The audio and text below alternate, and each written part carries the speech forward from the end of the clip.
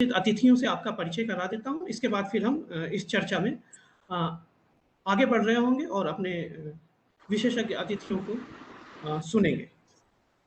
तो जैसा कि मैं कह रहा था कि आज जबकि हम इस कोविड की जो पूरी सिचुएशन है, जिससे हम पिछले 1 साल से अधिक समय से लड़ रहे हैं, जूझ रहे हैं, और क्योंकि हम शिक्षा में काम कर रहे हैं और शिक्षा में काम करते हुए जिस तरह से हम समाज और देश की अन्य कार्यों में शासन के साथ भागीदारी निभाते हैं, उस भागीदारी को देखते हुए भी यदि हम अपने अनुभवों को देखें पिछले 1 साल में, तो हमने जिस तरह से काम किया है समाज से जुड़ते हुए, उनको जागरूक करने के लिए, उनके स्वास्थ्य को बचाने के लिए, और बच्चों से भी जिस तरह से हम जुड़े हुए हैं, इसमें ये बहुत ज़रूरी हो जाता है कि हम खुद भी अपना ख्याल रखें और इस महामारी से अपने और अपने अपनों को बचाते हुए काम करें, क्योंकि ये बहुत ज़रूरी है कि हम स्वस्थ रहें। जब हम स्वस्थ रहेंगे तभी हम औरों के स्वास्थ्य का ख्याल रख पाएंगे।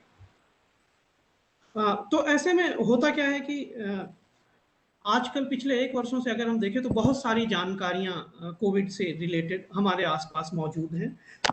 अलग-अलग तरह की जानकारियाँ हैं, भ्रांतियाँ हैं, कुछ अफ़वाहें हैं, जिनसे हम रोज़ सुनते हैं, गुज़रते हैं, और जब हम जागरूकता अभियान में लोगों से मिलते हैं तो उनसे भी बहुत सारे सवालों का हमें सामना करना पड़ता है।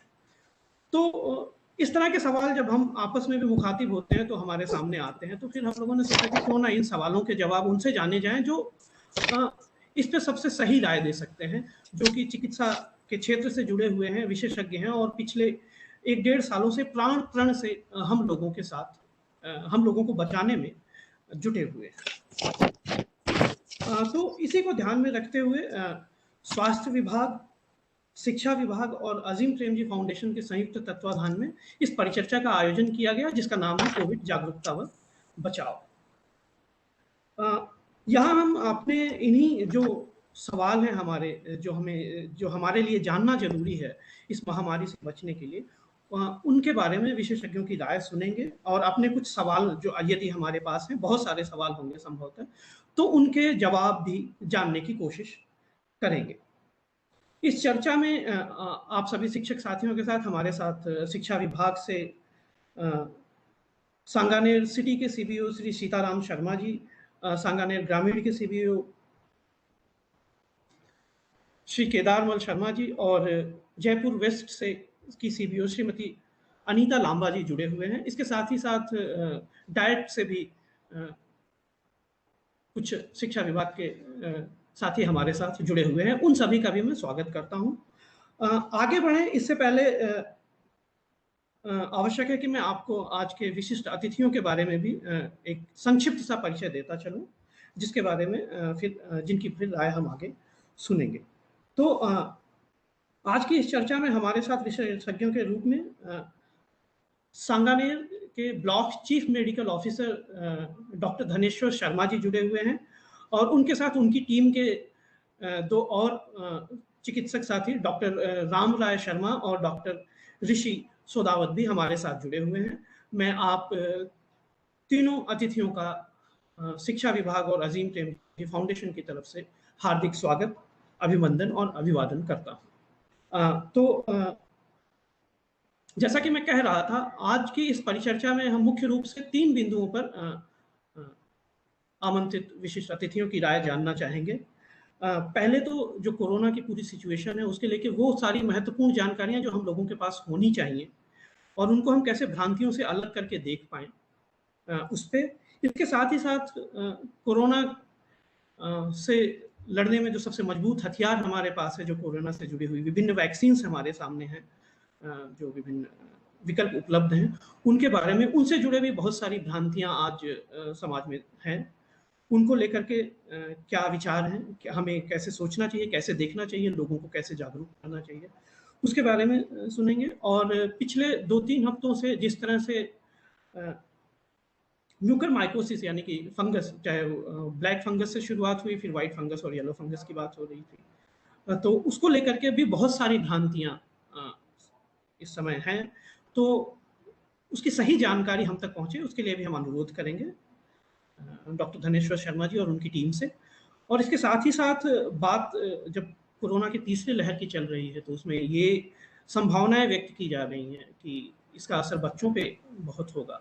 तो क्या इसके बारे में यदि कुछ सूचनाएँ हैं, कुछ आप लोगों के पास जानकारियाँ हैं, तो वो हमारे लिए बहुत महत्वपूर्ण होगी, क्योंकि शिक्षा में काम करते हुए हम अ, बच्चों से, उनके अभिभावकों से लगातार मिलते रहते हैं, तो उनकी परेशानियाँ हमारी परेशानियाँ हो जाती हैं, तो इसमें हम उनकी कैसे मदद करें, इसमें भी हम आपका मार्गदर्शन चाहेंगे।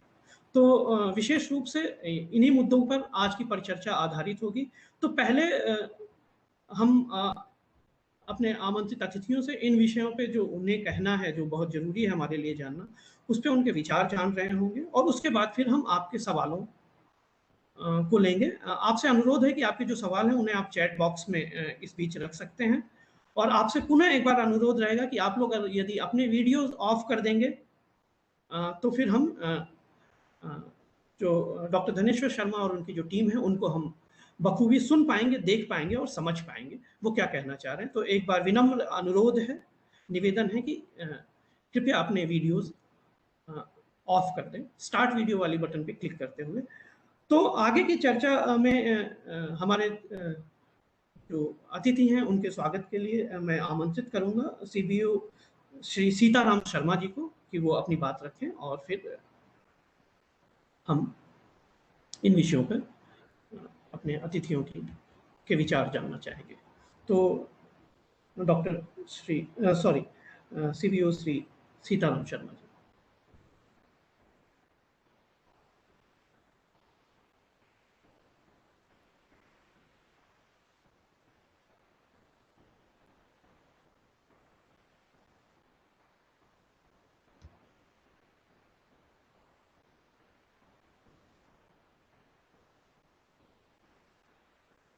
तो सीताराम शर्मा जी, यदि उन्हें हो सकता है कि अनम्यूट करना पड़े, तो एक बार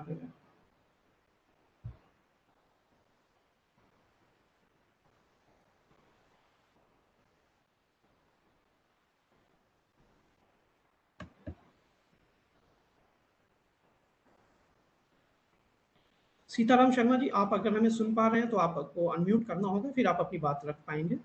तो आपसे अनुरोध है कि एक बार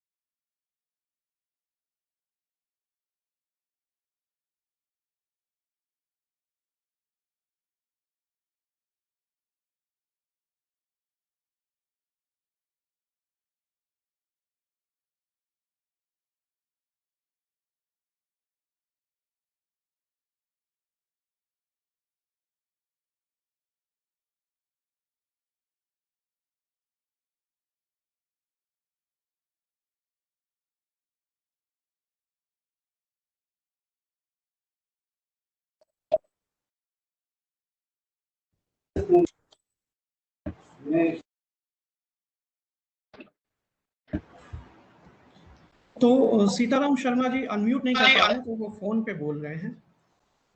नहीं कर पा रहे हैं, तो वो फ़ोन पे बोल रहे हैं।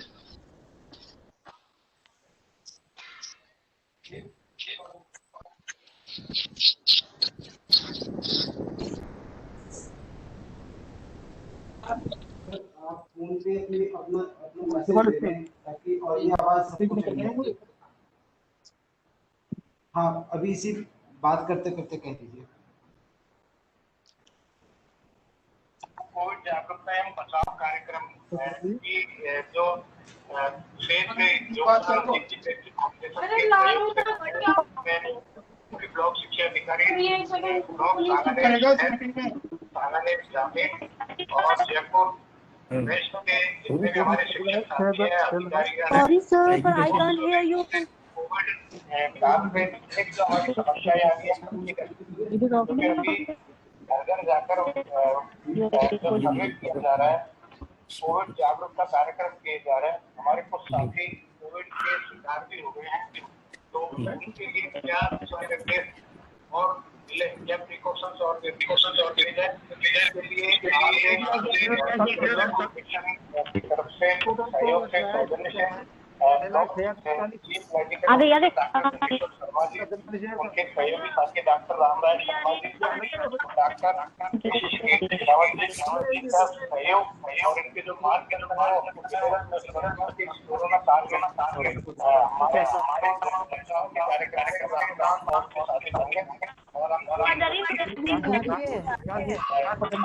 आज नहीं आ रही है।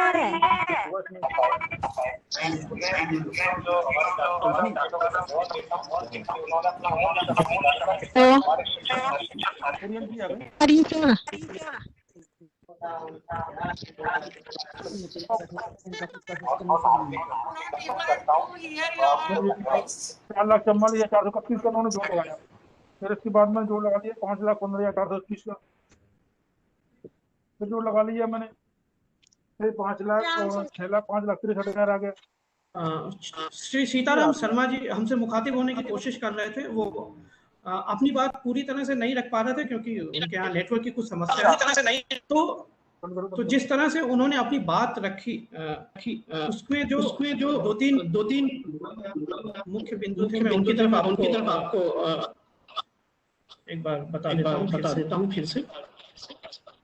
तो हमारे अतिथियों का स्वागत करने के साथ उन्होंने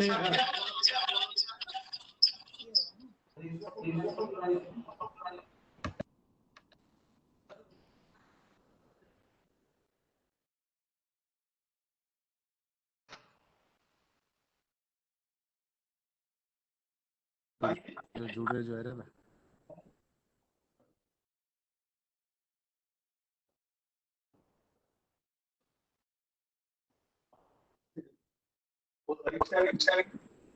हाँ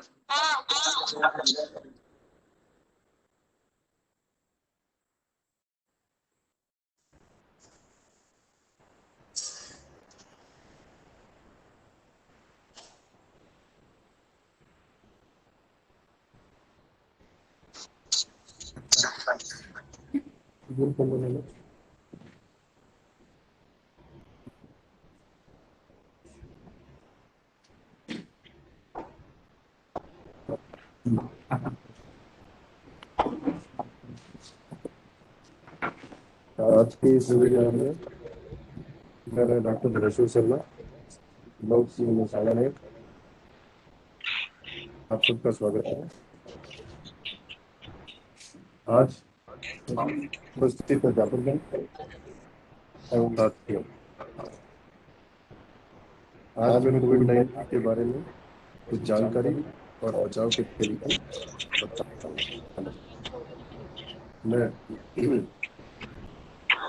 मैंने जैसा आपको बताई दिया,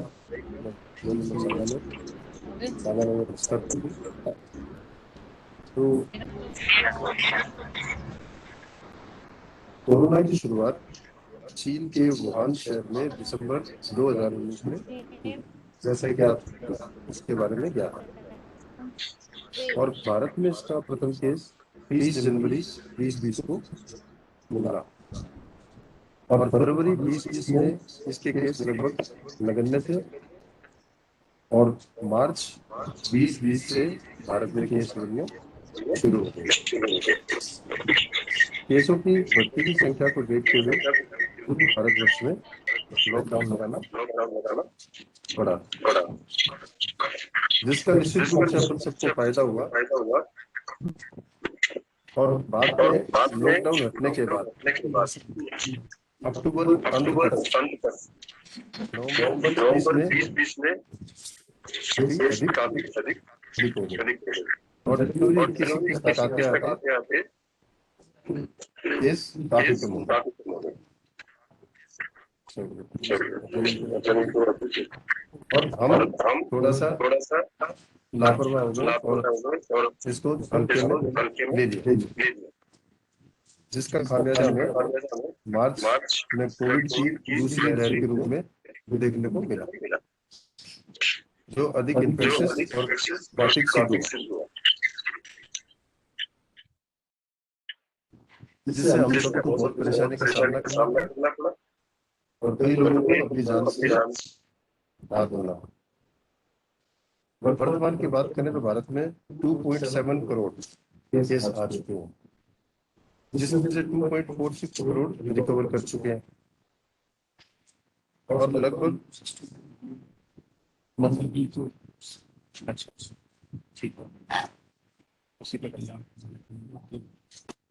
और लगभग 3.15 लाख इसमें डेथ रिकॉर्ड हुई। राजस्थान में 9,31,200 केस आ चुके हैं, जिसमें से 8,51,000 केस रिकवर हो चुके हैं और लगभग 8,000 के आसपास मृत्यु दर्ज हुई है। और जयपुर जिले में 18,200 1,82,900 केस आ चुके हैं और 1,56,000 रिकवर हो चुके हैं और टोटल राजस्थान में 1 करोड़ से ज्यादा कोविड के सैंपल लिए जा चुके हैं। उपरोक्त आंकड़े बताते हैं कि भारत में केस फैटेलिटी यानी कि केस की जो मृत्यु दर है वो 1% के आसपास है, जो कि हम लोगों के लिए एक सुकून का विषय है। कोविड इन्फेक्शन मुख्यतः एरोसोल के द्वारा संक्रमित व्यक्ति के संपर्क में आने से होता है।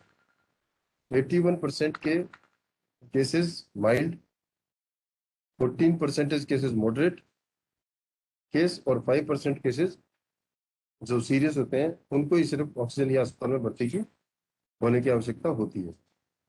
कोविड इन्फेक्शन में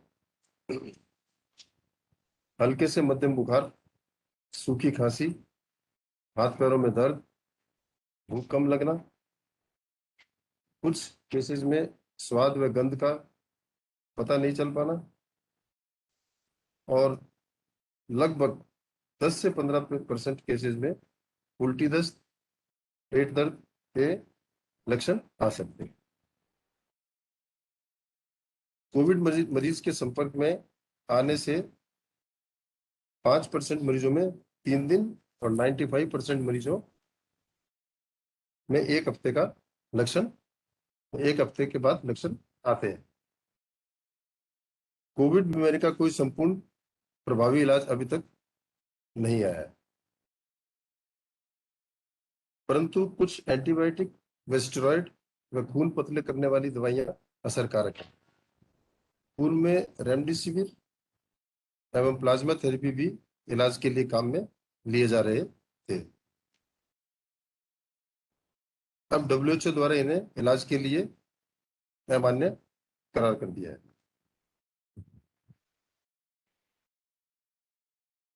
पूर्व में यह भ्रांति थी कि यह बीमारी 50 वर्ष से अधिक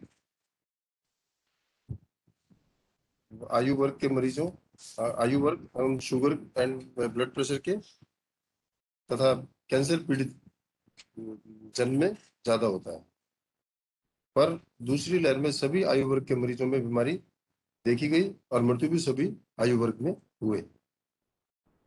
कोरोना से बचने के उपाय, जहां तक संभव है घर में ही रहें, सोशल डिस्टेंसिंग रखें, कम से कम मरीज एवं संभावित से 6 फीट की दूरी बनाए रखें। जो भी व्यक्ति अपने को संभावित कोरोना का मरीज लगता है उससे आप 6 फीट का डिस्टेंस रखें और ज्यादा देर उसके संपर्क में नहीं रहें। मास्क का उपयोग करें, अच्छी क्वालिटी का हो और यदि उपलब्ध हो सके तो N95 मास्क का उपयोग करें। सैनिटाइजर का उपयोग करें, बार बार साबुन से हाथ धोएं।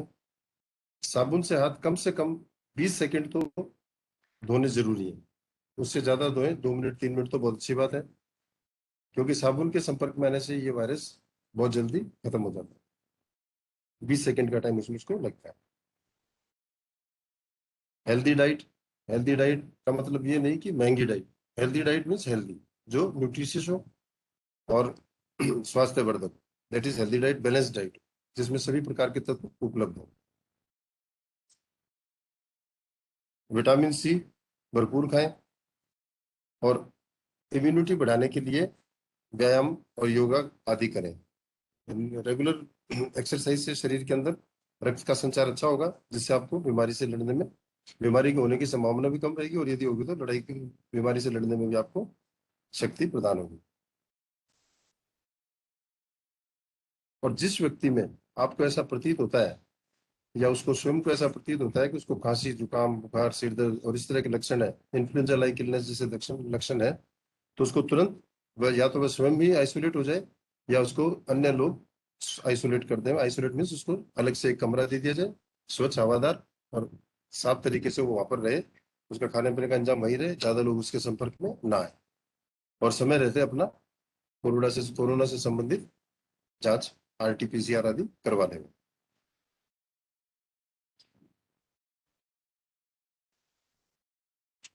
घर में कोई भी सामान, पहली बात तो आप बेवजह आप घर से बाहर नहीं जाएं, और यदि जाना भी पड़े तो अपनी सुरक्षा के साथ जाएं, और बाहर से जो भी सामान लेके आए उसको सैनिटाइज करें, और यदि संभव हो सके तो उसको 1-2 दिन बाद ही हाथ लगाएं, उसको काम में लें, क्योंकि वायरस पेपर पर कुछ मिनट और अन्य सरफेस पर 5 दिन तक रह सकता है।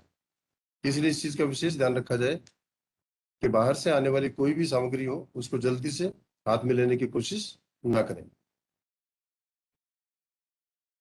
आजकल दूसरी कोविड लहर में मरीजों में चमड़ी और मुंह में काले धब्बे और आंखों की रोशनी कम होने जैसे लक्षण कोविड मरीजों में दिख रहे हैं, जो कि काली फंगस या म्यूकोरमाइकोसिस में दिखते हैं। और ये जो म्यूकोरमाइकोसिस है, जिसके बारे में आपने खूब सुना, बिंदु में खूब चर्चा में रही है ये बात कि काली फंगस या ब्लैक फंगस, ये जो लोग आईसीयू में ज्यादा लंबे समय तक रहे हैं या ऑक्सीजन पर ज्यादा लंबे समय तक रहे हैं, उनमें कंटेमिनेशन की वजह से ये हुई है। इस बारे में हमारे साथी हैं डॉक्टर रामराय शर्मा, ये आपको विस्तार से थोड़ी देर में बताएंगे, मैं ज्यादा समय इसमें ले लूंगा। और म्यूकर माइकोसिस के स्पोर्स तो वातावरण में उपलब्ध रहते हैं। जिस तरह से जमीन पे बारिश होती है और एकदम से हर तरह के घास फूस उगाते हैं, इसी तरह से जिस सरफेस पे इनका फेवरेबल कंडीशन मिलती है उसमें ये ग्रो कर जाते हैं। यूजुअली क्या होता है, अपन लोग कपड़े का मास्क भी लगाते हैं, रूटीन में दूसरे मास्क भी लगाते हैं, एक ही मास्क को बार बार काम में लेते हैं।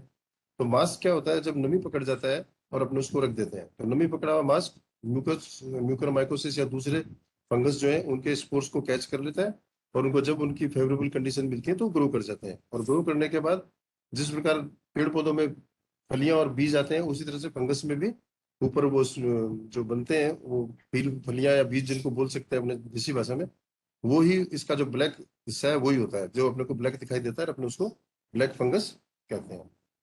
तो इन चीजों का अपने को विशेष ध्यान रखना कि एक ही मास्क को अगर यदि आप काम में लेते हैं तो उसको समय से धोकर साफ धूप में सुखाकर प्रेस करके काम में लेंगे, यदि कपड़े का लेते हैं तो, और अगर हो सके तो N95 मास्क को ही काम में लेंगे।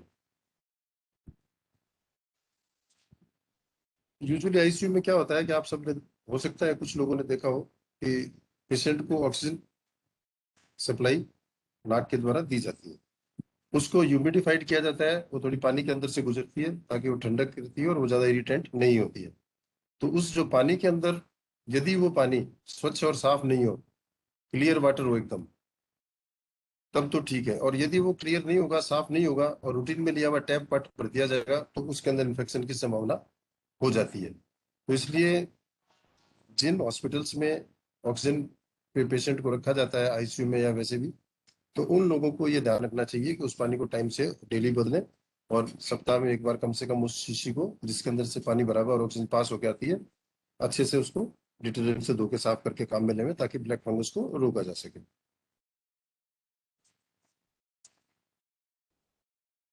डायबिटीज और स्टेरॉइड के डायबिटीज के पेशेंट और अत्यधिक स्टेरॉइड के उपयोग में लेने वाले जो पेशेंट है और जिनका डायबिटीज कंट्रोल नहीं है, वो सही समय पर अपने डॉक्टर से राय लेवें, वह सही से समय पर स्टेरॉइड के उपयोग में कमी लावें, और काली फंगस से बचा जा सकता है। अतः मैं आपको यही बताना चाहूंगा कि जो कोविड है, कोविड-19 जो इन्फेक्शन है, यह माना कि ये भयानक बीमारी है, खतरनाक बीमारी है, लेकिन इससे डरने की आवश्यकता कम और सावधान रहने की ज्यादा जरूरत है। जितने ज्यादा सावधान रहेंगे उतने ही ज्यादा अपने सुरक्षित रहेंगे, उतने ही ज्यादा अपन लोग सुरक्षित रहेंगे। तो मैं आपको इतना ही कहूंगा कि घर में रहें, सुरक्षित रहें, और जो कोरोना के और कोविड-19 के जो दिशा निर्देश सरकार ने प्रसारित किए हैं उन सब का पालन करें और पालन करवाएं, क्योंकि आप सभी समाज के शिक्षित वर्ग के लोग हैं और आपका जो व्यवहार और आचार विचार है उनको लोग फॉलो करते हैं, लोग आपको भी फॉलो करते हैं। आपके संपर्क में बच्चे आते हैं तो बच्चों को भी आप अच्छा ज्ञान देते रहते हैं, इसलिए आप इन सब चीजों का ध्यान रखते हुए सबसे भी इसका ध्यान करवाएं। अब आगे का जो ऋषि डॉक्टर ऋषि का डॉक्टर ऋषि सुदावत आपसे बात करेंगे।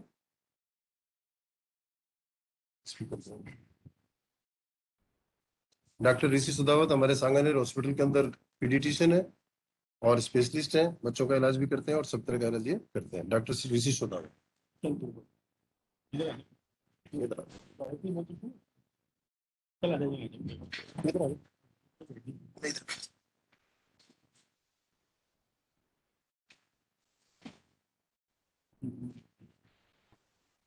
एक बार पुनः आप सभी से निवेदन है कि जिन साथियों ने अपना वीडियो ऑन कर रखा है, हम बार बार बंद कर रहे हैं, लेकिन फिर भी अपना वीडियो बंद रखें।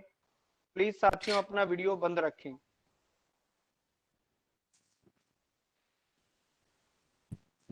हाँ जी, हाँ, गुड आफ्टरनून एवरीवन। आप सभी को नमस्कार। मेरा नाम डॉक्टर ऋषि सौदावत है। मैं सांगानेर सैटेलाइट हॉस्पिटल में शिशु लोक विशेषज्ञ के पद पर कार्यरत हूँ। आज मैं आप सभी को कोविड-19 के बीमारी के बच्चों में लक्षण और बच्चों में इसकी क्या क्या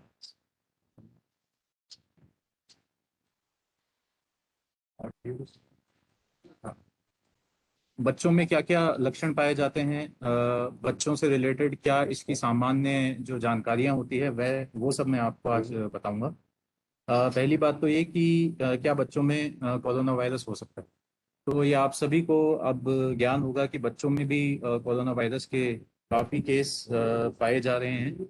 और जैसा कि कहा जा रहा है कि जैसे जैसे वयस्कों में और बुजुर्गों में कोविड का टीका लगाया जा रहा है, तो बच्चे अब ऐसी पॉपुलेशन है जो कि इस रोग के लिए अभी अनवैक्सीनेटेड या जिनको टीका नहीं लगाया है तो उनके ग्रसित होने की संभावनाएं ज़्यादा है।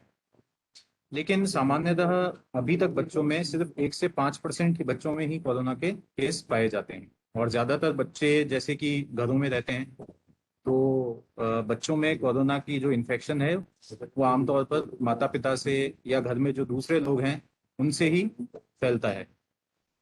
60 से 70% बच्चों में कोरोना के लक्षण नहीं पाए जाते। कोरोना इन्फेक्शन होने के बाद भी बच्चों में आमतौर पर लक्षण देखने को नहीं मिलते।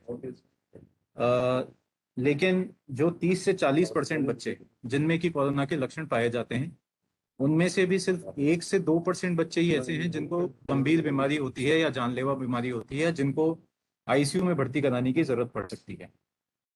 अब दूसरी बात कि बच्चों में आमतौर पर कोरोना के लक्षण क्या होते हैं।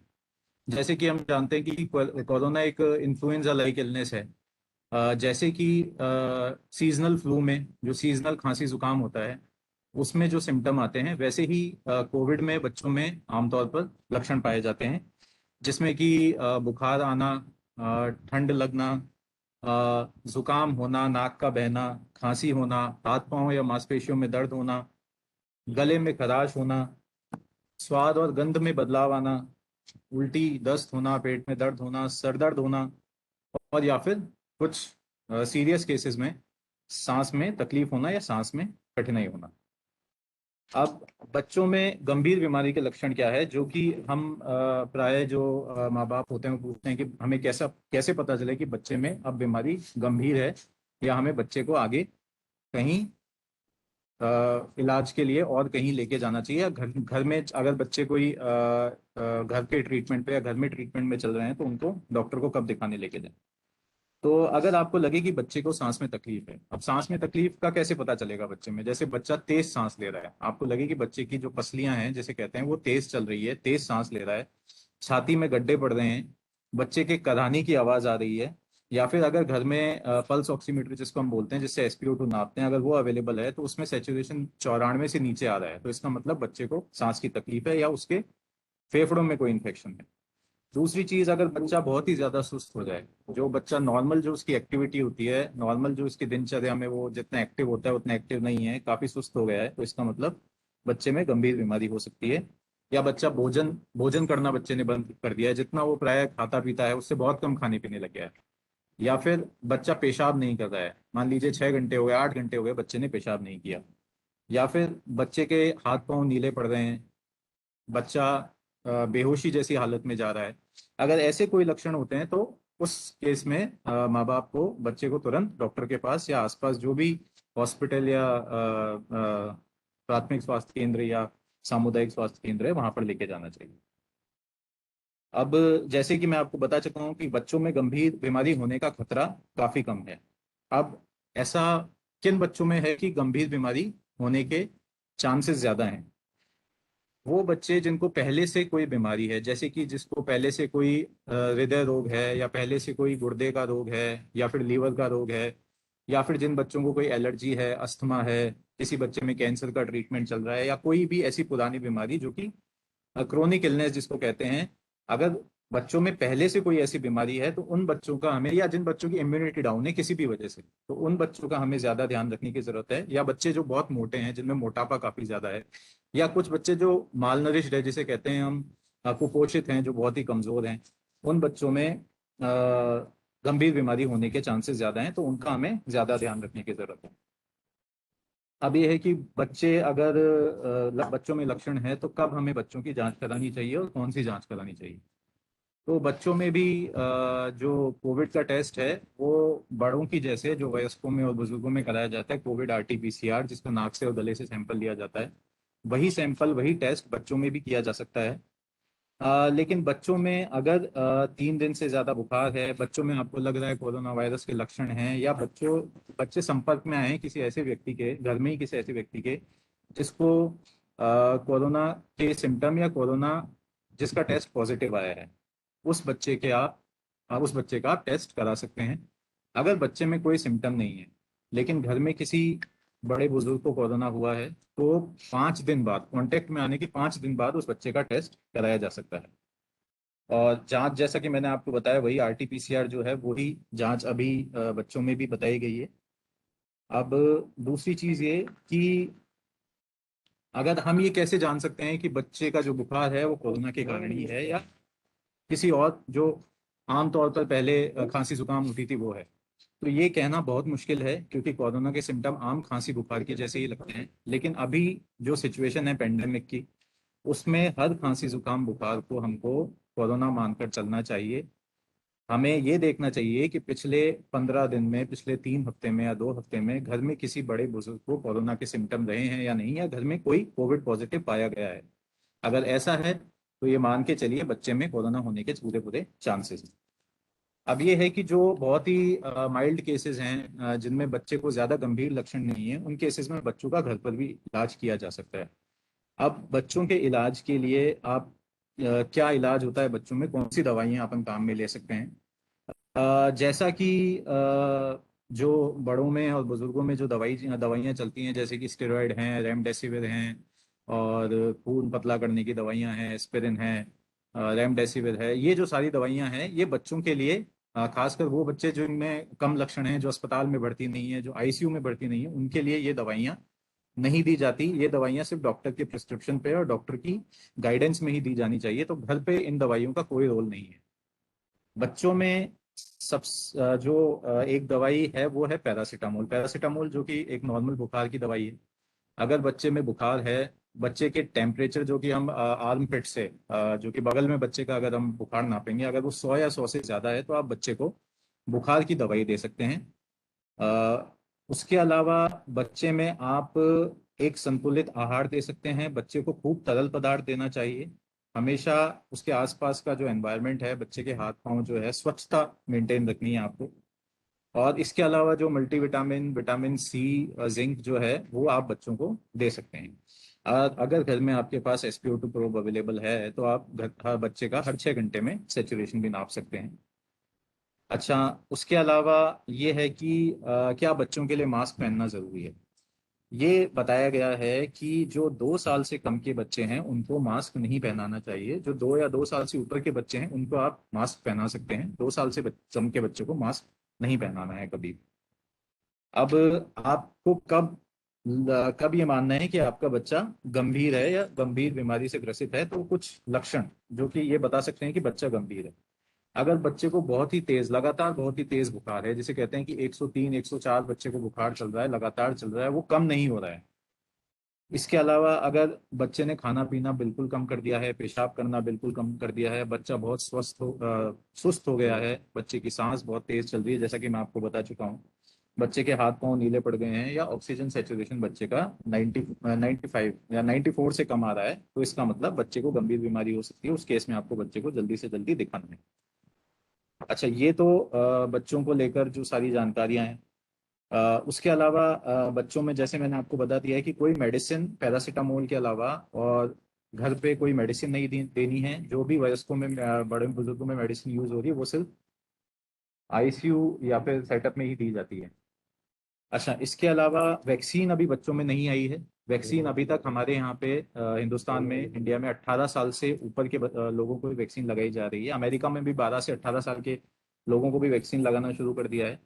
और इंडिया में अभी कोवैक्सीन के ट्रायल चल रहे हैं 2 से 18 साल के बच्चों में, तो हो सकता है जल्दी ये मार्केट में अवेलेबल हो जाए, लेकिन तब तक बच्चों में कोई वैक्सीन नहीं है। इसलिए बच्चों को कोविड से बचाना ही सबसे ज्यादा जरूरी है। और कोविड से बचाने का वही तरीका है जो कि हम बड़े बुजुर्गों में जो, या वयस्कों में जो काम में लेते हैं, कि एक तो सोशल डिस्टेंसिंग मेंटेन करनी है, 2 गज की दूरी रखनी है, मास्क पहनाना है, बच्चा 2 साल से ऊपर है, हैंड सैनिटाइजेशन 20 सेकंड तक साबुन पानी से या फिर जो अल्कोहल बेस्ड सैनिटाइजर होता है उससे आप बच्चे के हाथ धुलवा सकते हैं।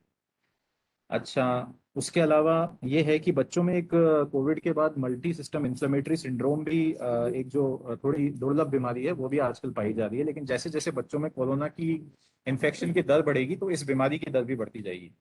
ये बीमारी आमतौर पर कोरोना होने के 2 से 3 हफ्ते बाद पाई जाती है, जिसमें बच्चे को 3 या 3 दिन से ज्यादा लगातार बुखार रहता है। उसके साथ में बच्चे के शरीर पर लाल लाल दाने हो जाते हैं, तेज पेट में दर्द, उल्टी हो सकती है, बच्चा सुस्त हो सकता है, उसकी जीभ नीली हो जाती है, होठों में, जीभ में छाले हो जाते हैं, होठों में सूजन आती है, होठ लाल हो जाते हैं, उसमें कटाव हो जाते हैं, आंखें लाल हो जाती है, हाथ पांव सूज जाते हैं और हाथ पांव की खाल उतरने लग जाती है।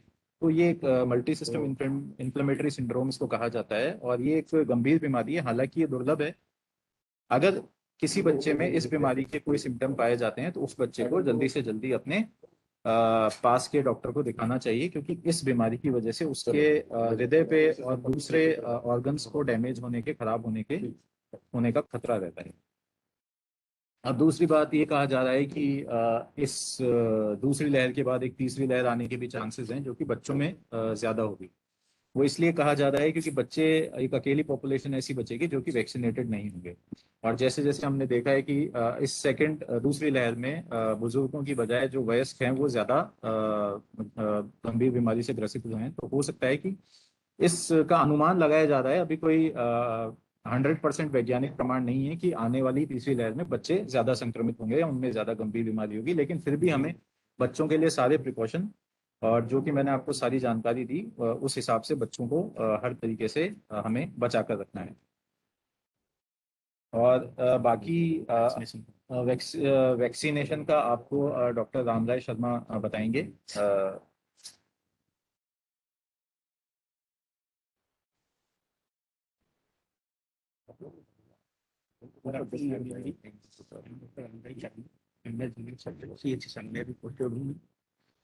जैसे हमारे BCM साहब ने कोविड के बारे में ऑलमोस्ट सभी जानकारियां दे दी है आपको, कब से स्टार्ट हुआ, कब ज़्यादा हुआ, पीक ज़्यादा हुआ, कब कम हुआ, कब क्या क्या हमें सावधानी रखनी चाहिए, क्या करना चाहिए, क्या नहीं करना चाहिए, ये सारी जानकारी हमारे BCM साहब ने आपको संपूर्ण रूप से दे दी। उसके बाद हमारे पेडियाट्रिशियन ने, डॉक्टर हितेश सोदावत ने, उन्होंने भी आपको जो बच्चों में जो अभी बोल रहे हैं कि साहब थर्ड वेव आएगी जो बच्चों को ज़्यादा इन्फेक्टेड करेगी, उसके बारे में भी सारी जानकारी आपको दे दी। कब एडमिट कराना है, कौन से सिम्टम्स आने हैं उन्हें, कब हॉस्पिटल दिखाना है उनको, कब घर पे, कब ट्रीटमेंट हो सकता है घर पे ही उनका, कब उनको हॉस्पिटल में हॉस्पिटलाइज करना है, सारी जानकारी डॉक्टर सौदाउत ने भी आपको संपूर्ण रूप से दे दी। और ज़्यादा चांसेस बच्चों को ये था कि उनके वैक्सीनेटेड नहीं हो रहे, इसलिए ज़्यादा चांसेस इनमें ज़्यादा होने के। अब कोविड के बारे में सारी जानकारी दे चुके हैं आपको, क्या 6 फीट डिस्टेंस रखना है, मास्क लगाना है, सैनिटाइजर का इस्तेमाल करना है, अपन को साबुन से हाथ धोने हैं, बाहर नहीं निकलना है, जिनके सिम्टम्स हल्के से उनको आइसोलेट करना है। पिछली वेव के अंदर अपने पास यही थे मात्र अपने पास उपाय जो अपन कर सकते थे, लेकिन इस वाली वेव में अपने पास एक और हथियार था अपने पास जो साधन, वो है वैक्सीन। वैक्सीन एक ऐसा सिर्फ एक ही विकल्प है जो हमें इस चीज से बचा सकता है। इसके अलावा हमें सैनिटाइजेशन तो रखना, सैनिटाइज करना है, मास्क लगाना है, बाहर भी नहीं निकलना है, अगर जितना हो सके उतना काम से बाहर निकलना है, लेकिन वैक्सीन एक अच्छा विकल्प है जो हमें इस चीज से बचाया जा सकता है। अब वैक्सीन के बारे में कई भ्रांतियां समाज में फैली हुई है कि साहब इससे तो ये हो जाता है, इससे मर जाते हैं, बुखार आ जाती है, ये हो जाता है। ऐसा कुछ भी नहीं है। कोई भी वैक्सीन लगाओगे हल्का बुखार उसमें आता ही आता है, और ये तो अच्छी चीज है हल्का बुखार आना। सरकार ने अपने 2 तरह से वैक्सीन अभी चल रहे हैं, अपने कोविशील्ड और कोवैक्सीन 2 चला रखे हैं गवर्नमेंट ने अभी, और ऑलमोस्ट सभी लोगों के इस तरह से ये लगाई जा रही है, जैसे 18 से 44 साल वालों के और 45 प्लस वालों के। अब 18 से 44 वालों के भी स्टार्ट किए, 45 प्लस और हेल्थ वर्कर जो फ्रंट लाइन वर्कर थे उनको पहले लगाई गई, क्योंकि front line worker health worker ही सबसे ज़्यादा एक्सपोज हो रहे थे, इसलिए सबको सबसे पहले उन्हीं को सिलेक्ट किया गया। 45 प्लस वालों को ये कि जो हाई रिस्क में आते थे, ये वाले पेशेंट जो जिनका हाइपरटेंशन है, डायबिटीज है, कोई कैंसर का मरीज है, कोई हार्ट का पेशेंट है, तो इनको सिलेक्ट किया गया ताकि मोर्टिलिटी कम हो। और अब 18 से 44 वालों को लग रहा है ये वैक्सीन। अब इसकी ज़्यादा कोविशील्ड और कोवैक्सीन दोनों तरह के ऑलमोस्ट दोनों की एफिकेसी सेम ही है, कोई ज़्यादा डिफरेंस नहीं है। और इसके अंदर side effect, minor side effects होते हैं, वो भी साइड इफेक्ट नहीं बोलेंगे इसको, कोई भी वैक्सीन लगाएंगे उसका हल्का सा फीवर आएगा, जो कि मानने कोई इसमें वो नहीं है ज़्यादा। पैरासीटामोल लो ठीक है, वो भी किसी के एक आध दिन आता है, बाद में नहीं आता वो। तो मेरी सभी से ये गुजारिश है कि सभी वैक्सीन लगाएं ये, और आगे से आगे लोगों को और भी मोटिवेट करें ताकि वो भी वैक्सीन लगवाए, और उनको भ्रांति जो समाज में फैली है उनको अलग अलग करें। भाई ये इनका कुछ नहीं हो रहा, और गुरुजनों ने आप तो ऑलमोस्ट सभी ने पूरी वैक्सीन दोनों डोज ही लगवाई है, तो आप तो ज़्यादा सबको मोटिवेट कर सकते हैं, स्कूल में भी, बाहर भी, समाज में भी, सभी तरह के लोगों को। दूसरा सर, आप जैसे अभी तो स्कूल बंद है, स्कूल जब चालू होगी तो आप लोग बच्चों को भी जैसे प्रार्थना सभाओं में इस चीज़ के बारे में बताना, कोरोना वायरस के बारे में किस तरह फैलता है, किस तरह सावधानी रखनी है, हमें किस तरह से बचना है, ये सब लोग, ये सभी चीज़ें आप आराम से वहाँ पे बता सकते हैं। और कोई भी परेशानी हो तो आप कोई भी हेल्थ वर्कर को या पास में कोई भी हॉस्पिटल से किसी भी स्टाफ को आप कन्वे कर सकते हैं, भाई हमारे प्रार्थना सभा में इस तरह की कोई भी मोटिवेशनल या बचने की सारी जो भी है इसमें, वो हम बता सकते हैं वहाँ पे आके उस चीज़ को।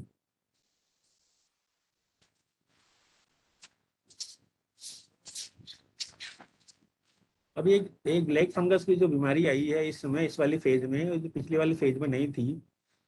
ट्रीटमेंट ऑलमोस्ट सेम ही चल रहा था पिछली वाली फेज का, इस वाली फेज का पेशेंट भी वही थे, लेकिन इस बार ज़्यादा ये एग्रेसिव हुई, क्योंकि ये स्ट्रेन थोड़ा अलग है, थोड़ा खतरनाक है, इस वजह से ये ज़्यादा प्रोमिनेंट हो गई इस बार इस वाली फेज में। ज़्यादातर पेशेंट वही आ रहे हैं, इसमें हो रहे हैं ब्लैक फंगस वाले म्यूकोरमाइकोसिस के, जो कि आईसीयू में लंबे समय तक एडमिट रहते हैं, ऑक्सीजन पे रहते हैं, इम्यूनो कॉम्प्रोमाइज पेशेंट है, जिनके हार्ट प्रॉब्लम है या डायबिटिक वगैरह है या कोई कैंसर वगैरह है, ज़्यादातर वही इसमें आ रहे हैं।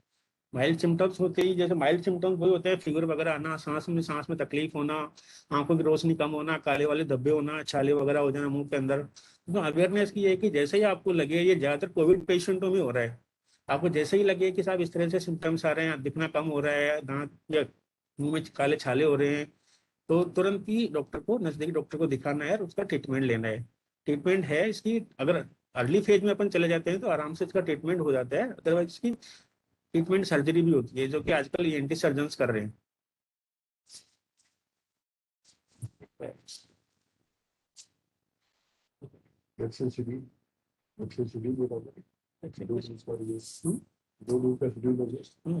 ये कोविशील्ड जो कोवैक्सीन है, इसके 2 शेड्यूल्ड है, जैसे एक लग गया, जैसे कोवैक्सीन है उसका तो अभी भी जो गैप रखा गया है वो 28 डेज ही रखा गया है, लेकिन कोविशील्ड का जो गैप था पहले 12 वीक था, वो बढ़ा के अब 16 वीक तक कर दिया है। एक्चुअली क्या है, नई गाइडलाइन के अकॉर्डिंग या नई स्टडीज का भी आया है कि जितना आप गैप बढ़ाओगे उतनी ज़्यादा एफिकेसी बढ़ेगी इसके अंदर। फर्स्ट डोज के बाद ऑलमोस्ट 70% का हो जाता है, और सेकंड डोज में जितना गैप बढ़ाओगे वो 80 अबव उसका एफिकेसी हो जाती है। तो ये गैप इसलिए बढ़ाया गया है, इसका और कोई रीजन नहीं है बढ़ाने का। कोवैक्सीन में 20 कोवैक्सीन में 20 कुछ बता रहे क्या? और बता दो सब कुछ। और जो आजकल अपने जो आशा सहयोगिनियां और बीएलओ वगैरह, टीचर वगैरह जो किट वगैरह दे रहे हैं लोगों को, ये किट के अंदर ज्यादा डॉक्सीसाइक्लिन, पैरासीटामोल वगैरह ये टैबलेट्स है जिंक विटामिन सी की, लेकिन देनी उन्हीं को है जिनके सिम्टम्स है, माइल्ड सिम्टम्स है, हल्के है, सभी को नहीं देनी है ये वहाँ पे। तो इस किट के अंदर यही रखा गया है कि ये जो mainly paracetamol, vitamin C, zinc की टैबलेट है, जिनको सिम्टम्स है उनको किट वितरित करनी है।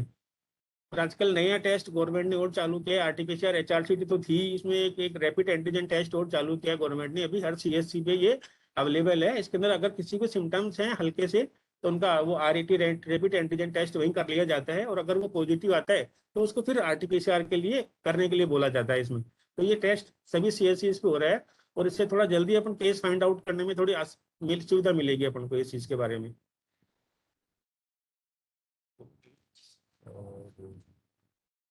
राव जी को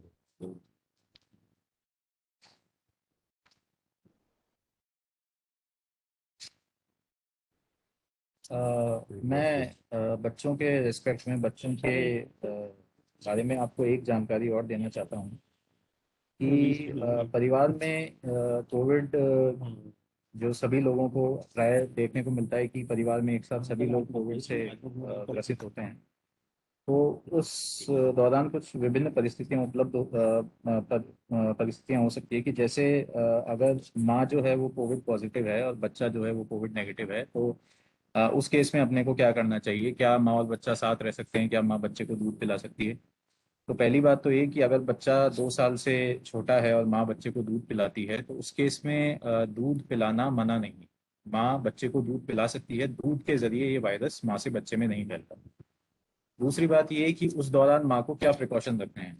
पहली बात तो ये कि अगर घर में कोई दूसरा केयर टेकर या दूसरा बच्चे का देखभाल करने वाला आदमी उपलब्ध है जो कि कोरोना नेगेटिव है, जिसको कोरोना के कोई लक्षण नहीं है, तो उस केस में ऐसा किया जा सकता है कि माँ बच्चे को दूध पिलाए और दूध पिलाने के बाद वो दूसरे केयर टेकर को अपने बच्चे को दे दे और वो दूसरे कमरे में उसकी देखभाल करे। सिर्फ दूध पिलाने के दौरान ही माँ और बच्चे आपस में कॉन्टेक्ट में आए। और जब माँ बच्चे को दूध पिलाए उस दौरान माँ मास्क लगा के रखे। दूध पिलाने से पहले माँ अच्छे से हाथ धोए साबुन पानी से, और बच्चे को जब भी हाथ लगाए उससे पहले साबुन पानी से 20 सेकंड या सैनिटाइजर से 20 सेकंड हाथ साफ करके बच्चे को हाथ लगाए। उसके बाद माँ बच्चे को दूध पिला सकती है। दूसरी चीज़ ये, अगर बच्चा भी पॉजिटिव है, माँ भी पॉजिटिव है, तो उस केस में तो माँ और बच्चे को आप साथ रख सकते हैं। लेकिन अगर घर में कोई और आदमी उपलब्ध है जो कि नेगेटिव है, तो भी आप बच्चे को दूसरे आदमी के पास या दूसरे केयरटेकर के पास ही रखें, क्योंकि अगर माँ सिम्टोमेटिक है और माँ के खांसने छींकने से अगर वायरस बाहर निकल रहा है तो वो बच्चे में वायरल लोड को बढ़ाएगा। तो इसलिए माँ बच्चे को तब भी आप अलग रख सकते हैं। अगर कोई दूसरा केयरटेकर घर में अवेलेबल नहीं है तो उस केस में माँ और बच्चे को साथ रखा जा सकता है। और अगर माँ गंभीर रूप से संक्रमित है, माँ को बहुत ज़्यादा लक्षण है और उनको हॉस्पिटलाइज होने की ज़रूरत है, तो उस केस में बच्चे को माँ से अलग रखना पड़ेगा। इसके अलावा अगर बच्चा संक्रमित है और घर में बड़े बुजुर्ग हैं तो उस केस में आपको बच्चे को बड़े बुजुर्गों के पास नहीं छोड़ना है, क्योंकि बड़े बुजुर्गों में गंभीर बीमारी होने के चांसेस ज़्यादा हैं। तो उस केस में आपने को बच्चे को बड़े बुजुर्गों के पास नहीं रखना है। इसके अलावा दूसरी बात ये कि अब भारत सरकार ने जो लैक्टेटिंग मदर्स हैं या जो मदर्स बच्चे को दूध पिलाती हैं या फीडिंग कराती हैं, उनमें भी वैक्सीनेशन अलाउ कर दिया है। तो वो सब भी माओं को आप प्रमोट करें कि वो अगर वैक्सीनेशन के लिए एलिजिबल हैं तो वो वैक्सीनेशन करवाएं। प्रेगनेंसी में अभी वैक्सीनेशन के लिए गाइडलाइंस नहीं आई है। प्रेगनेंसी में आप अपनी गायनेकोलॉजिस्ट जो भी आपकी जो चिकित्सक हैं उनसे आप राय ले सकते हैं कि उस केस में अपने को वैक्सीनेशन लगवाना है या नहीं लगवाना है माँ को प्रेगनेंसी में। उसकी गाइडलाइंस शायद जल्दी भारत सरकार द्वारा जारी कर दी जाएगी।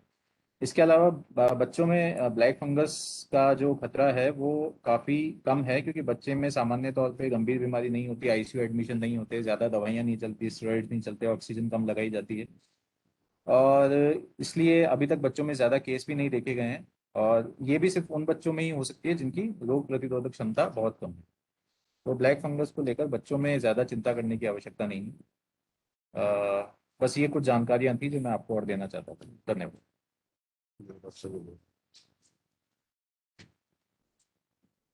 थोड़ा मैं वैक्सीनेशन के बारे में थोड़ा और बताना चाहूँगा कि जैसे डॉक्टर सिद्धार्थ पदावत जी ने बताया आपको कि प्रेगनेंसी में तो अलाउड नहीं है, लेकिन फीडिंग मदर वैक्सीनेशन लगवा सकती है।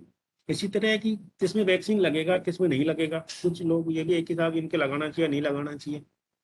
इनको एलर्जिक रिएक्शंस होती है और जिनके कोई ब्लीडिंग डिसऑर्डर हो, दो तरह के लोग ऐसे हैं जिनमें अपन वैक्सीन उनके डॉक्टर की सलाह पर ही लगाएं, अन्यथा सभी लोगों में वैक्सीन अपन लगा सकते हैं इसके अंदर।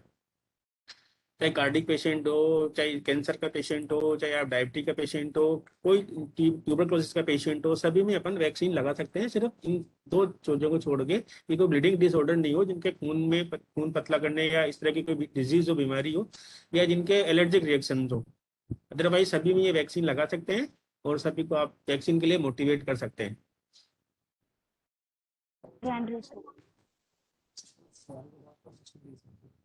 हाँ, आप बोलते एक बार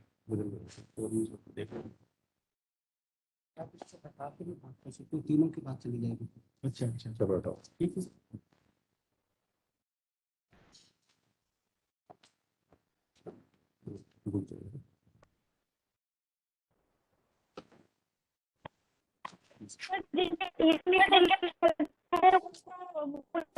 ले सकते हैं क्या?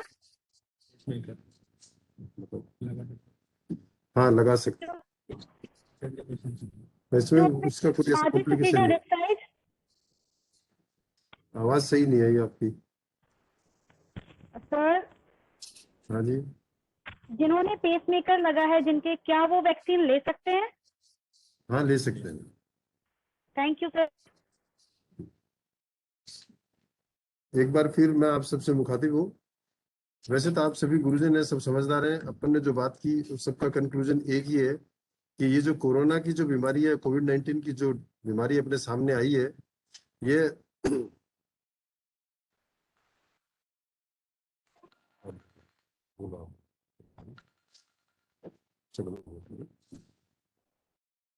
इसमें अपने को सावधान रहना बहुत जरूरी है। और जो दिशा निर्देश और गाइडलाइन सरकार ने अपन पूरे देश में जो जारी की है, उसकी पालना करना अति अनिवार्य है। इसलिए आप सभी लोग अपने स्तर से इस बात का व्यापक रूप से प्रचार प्रसार करें व ध्यान स्वयं भी रखें कि जो दिशा निर्देश और गाइडलाइन सरकार ने जारी की है उसका अक्षरशः पालना की जाए, और डिस्टेंसिंग की विशेष तौर से और सैनिटाइजेशन की विशेष तौर से ध्यान रखा जाए। ज्यादा ओवर क्राउडिंग ना करें, ना होने दें। खाने पीने की चीजों को साफ सफाई से रखें, स्वच्छ रखें। ज्यादा लोगों को छुई चीजों को ज्यादा बार बार ना छुएं। और ज्यादा कोई विशेष बात इसमें है नहीं। बस मेन बात है कुछ वैक्सीनेशन को लेकर भ्रांतियां हैं जो डॉक्टर साहब ने, हमारे रामराज शर्मा जी ने आपको क्लियर कर दी। बच्चों के बारे में डॉक्टर साहब ने बता दी, ऋषि जी ने।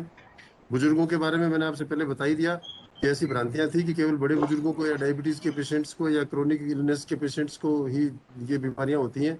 यह बीमारी आमजन को, सबको, किसी को भी हो सकती है। इसमें कोई क्राइटेरिया नहीं है, ना गरीब का, ना अमीर का, ना छोटे का, ना बड़े का। इसलिए विशेष सावधानी और विशेष व्यवहार से ही अपने इसको बचा सकते हैं। एक मिनट सॉरी।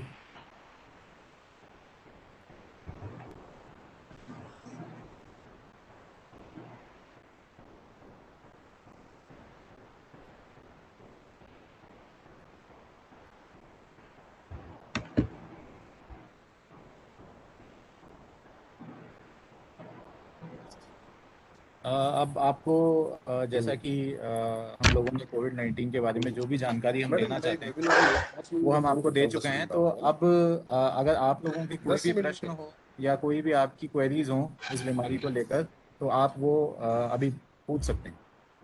जी, तो बहुत बहुत धन्यवाद आप तीनों लोगों का इन जानकारियों के लिए।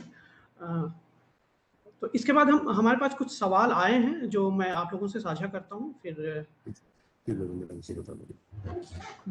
कुछ सवाल तो ऐसे हैं जिनके जवाब ऑलरेडी आप की चर्चा में शामिल हो चुके हैं। उसके अलावा कुछ और सवाल हैं, जैसे वैक्सीन से जुड़े हुए कई सवाल हैं। उसमें एक सवाल तो ये था हमारे एक पार्टिसिपेंट का कि उन्होंने कोविड की एक वैक्सीन पहला डोज लिया था, उसके 1 हफ्ते बाद वो पॉजिटिव हो गए और अभी पूरी तरह से रिकवर हो चुकी हैं वो। तो कितने टाइम बाद उन्हें दूसरी डोज लेनी चाहिए? ये वैक्सीन आप 3 मंथ बाद में लेंगे। अभी अगर कोविड पॉजिटिव पहले वैक्सीन ले चुके हैं, कोविड पॉजिटिव हो चुके तो नेगेटिव होने के 3 मंथ बाद में आप ये दूसरी डोज ले सकते हैं। जी। इसी से एकदम मिलता-जुलता एक दूसरा सवाल ये भी था कि जिन्होंने अभी तक एक भी वैक्सीन नहीं ली है, वो पॉजिटिव होने के से रिकवर होने के कितने दिन बाद से पहला डोज कब लें? वो भी 3 मंथ ही है। वो भी 3 मंथ है। एक्चुअली कोविड होते ही ये समझो कि आपकी फर्स्ट डोज लग चुकी है आपको। निश्चित रूप से जी, एंटीबॉडीज बनने लगती हैं। फर्स्ट डोज के बाद में पॉजिटिव होने के उसके बाद भी 3 मंथ बाद में लगेगी वो डोज भी आपकी, सेकंड डोज। जी। तो एक सवाल ये वैक्सीन को लेकर के ये आ रहा है कि कोविशील्ड में कुछ ऐसी खबरें आई हैं कि उसको लगवाने के बाद ब्लड क्लॉट्स जैसी समस्याएं हो जा रही हैं, तो ये कितनी गंभीर समस्या है और आपके क्या इस तरह की कोई आई तो नहीं, वैसे इस तरह का कोई है नहीं, इस तरह का कोई कॉम्प्लिकेशन कि कोविशील्ड के बाद में ऐसे ब्लड थ्रोम्बोज बन रहा हो या इस तरह से हो रहा हो, ऐसी कोई समस्या नहीं है। और ना कोई ऐसा कोई स्टेटमेंट आया, ना कोई ऐसी कोई स्टडीज इस तरह की नहीं है कि इसको लगाने के बाद में ये इस तरह के क्लोट बन रहे हैं या इस तरह से हो रहा है। पेशेंट पहले से इस तरह का कोई कार्डिक पेशेंट और कोई नहीं ले रहा हो दवाइयाँ, थ्रोम्बोलाइटिक जो भी खून पतला करने वाली दवाइयाँ हो रही है नहीं चालू कर रखा है, तो उनके अंदर ये चांसेस हो जाते हैं। अदरवाइज इसका कोई कॉम्प्लिकेशन नहीं है, इस तरह का कोई साइड इफेक्ट भी नहीं है इस तरह का। जी, तो मतलब ऐसी जो खबरें हैं वो पूरी तरह से है, ये हाँ ये मिथ्स है, ऐसी तरह की कोई वो नहीं है इस तरह का कोई भी। जी। तो एक सवाल ये भी था कि अगर दोनों वैक्सीन जो है, एक कोई कोवैक्स ले और उसके बाद दूसरे डोज में वो कोविशील्ड ले, तो क्या उसके कुछ साइड इफेक्ट तो कुछ भी नहीं है। वैसे अभी स्टडीज आई है कि आप ले सकते हैं, अगर ले भी लियो तो कोई इसका कोई साइड इफेक्ट नहीं होगा। अगर लगवा ली तो भी, अगर गलती से लग गया है तो कोई साइड इफेक्ट नहीं है इसका। जी। तो और एक यार मैं तो पहले ये लिया था, मैंने अभी लगवा ली गलती से, तो उसका कोई साइड इफेक्ट नहीं है, टेंशन घबराने की जरूरत नहीं है इसके अंदर। कोई गंभीर समस्या नहीं है इस तरह की, ये ले सकता है। ठीक है जी। जी।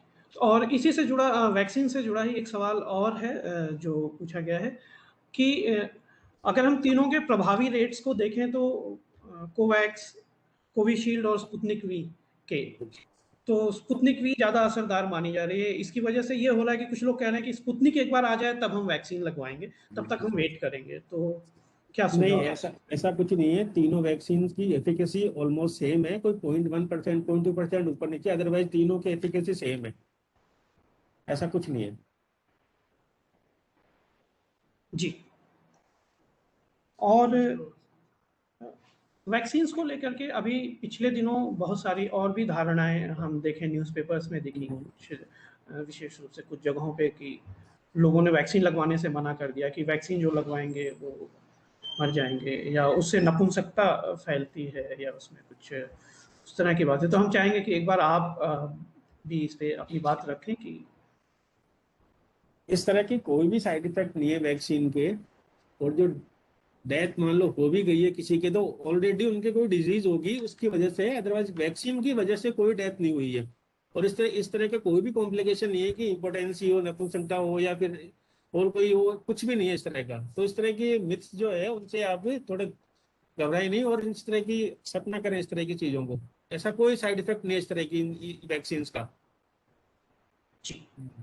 और मैं आप लोगों को एक जानकारी देना चाहूँगा कि अभी तक जितनी भी दवाइयाँ जो कोविड के लिए यूज़ हो रही है, जैसे कि रेमडेसिविर आई थी, आइवरमेक्टिन आई थी, हाइड्रोक्सीक्लोरोक्विन आई थी, इन सभी दवाइयों का अभी तक हमें नहीं पता है कि कितना रोल है इस बीमारी से बचाने में या इस बीमारी को ठीक करने में। लेकिन वैक्सीन एक ऐसी चीज़ है जिसकी अपन 100% गारंटी ले सकते हैं कि वैक्सीन के लगने के बाद आदमी को गंभीर बीमारी नहीं होगी या उसकी मृत्यु नहीं होगी, या मृत्यु होने के बहुत ही दुर्लभ केसेस में उसकी मृत्यु हो सकती है। तो वैक्सीन अकेला इसका एक ऐसा इलाज है जो बीमारी को होने से रोकेगा। तो वैक्सीन तो ऐसी चीज है कि जो अभी कोविड से लड़ने में हमारे लिए सबसे जरूरी हथियार है, सबसे कारगर जो चीज है वो वैक्सीनेशन ही है। तो आप लोगों को ये समझा सकते हैं कि सारी दवाइयां एक तरफ है, वैक्सीन एक तरफ है, तो वैक्सीन को लगाना बहुत जरूरी है। अब वैक्सीन के बाद कई लोग बोल रहे हम तो पॉजिटिव हो गए, 2 डोज के बाद भी पॉजिटिव हो गए। तो पॉजिटिव हो रहे हैं, लेकिन उसकी जो सीवियरिटी है डिजीज की उतनी ज्यादा नहीं है। आप घर में होम केयर में ठीक हो रहे हो, आपको हॉस्पिटलाइज होने की जरूरत नहीं हो रही है उसके अंदर। और अगर अनवैक्सीनेटेड होते हैं तो आप जरूर हॉस्पिटलाइज हो जाते हैं अगर उस स्टेज के अंदर। तो अगर लगने के बाद भी अगर पॉजिटिव हो जाते हो तो ये आपको बीमारी से बचा ही रहे, ये सीवियरिटी को बचा रहे हैं आपकी। तो आपकी मतलब जो डेथ है वहां तक नहीं पहुंचोगे, एक तरह से घर पे ही ठीक हो जाओगे आप।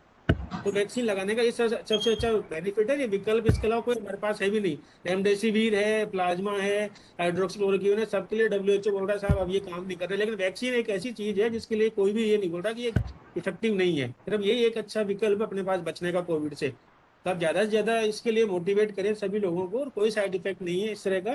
सभी लोग लगवा सकते हैं, 1-2 मैंने आपको जो बताया उनको छोड़ के खाली, बस वो भी डॉक्टर की देख रेख में अगर हो तो लगवा सकते हैं वो।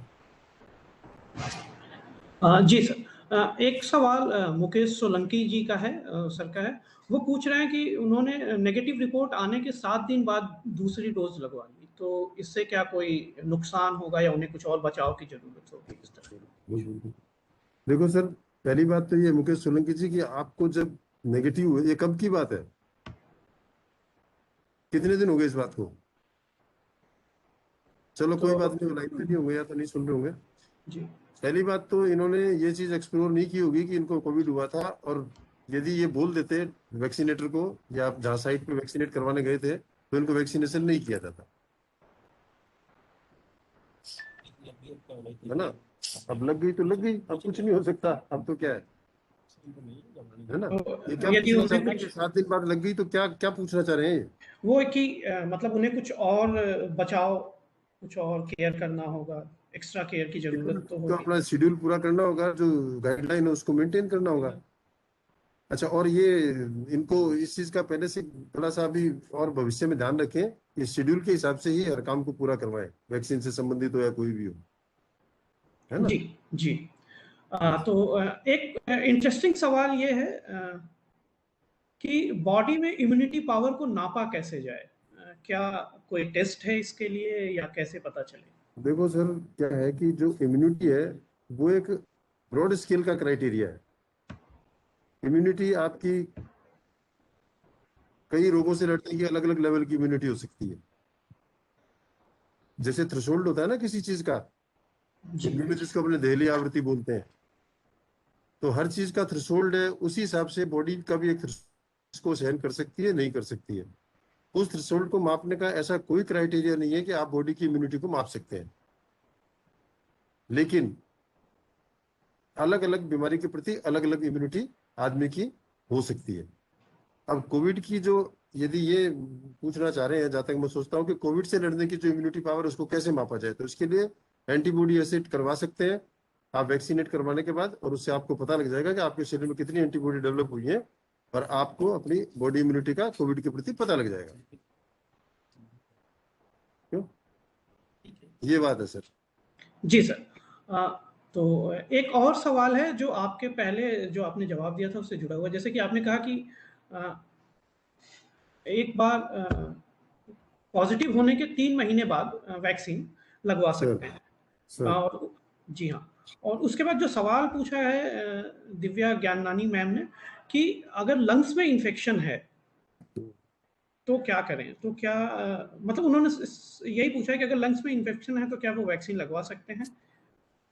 देखो सर, ऐसा है कि लंग्स में किस तरह का इन्फेक्शन है, कोविड का है, गैर कोविड है, निमोनिया का, लंग्स में कोई भी इन्फेक्शन होगा उसको अपने निमोनिया बोलते हैं।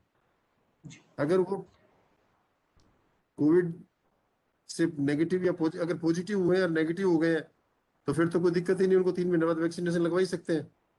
और साधारण बीमारी में भी वैक्सीन लग जाती है, कोई गंभीर बीमारी वैसी नहीं हो जो कि उसको अफेक्ट कर रही हो।